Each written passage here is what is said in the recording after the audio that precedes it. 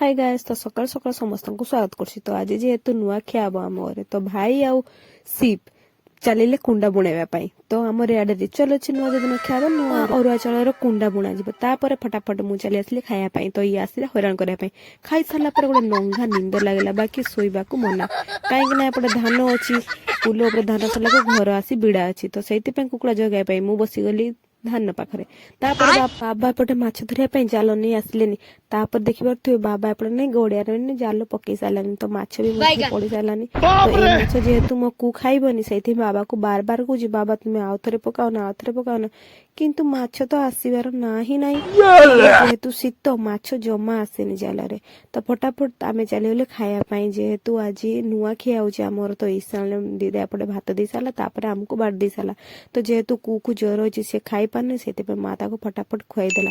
तो आज जेहेतु आम खटा है तो मु खाइली आंबड़ा तो या आउ कौ ना जानते सियर कमेंट खाई सारा मु आसली घर को बाबा जेहेतु आज बिल को जी पूजा करने से मु फटाफट गुछाई देली सब सामग्री।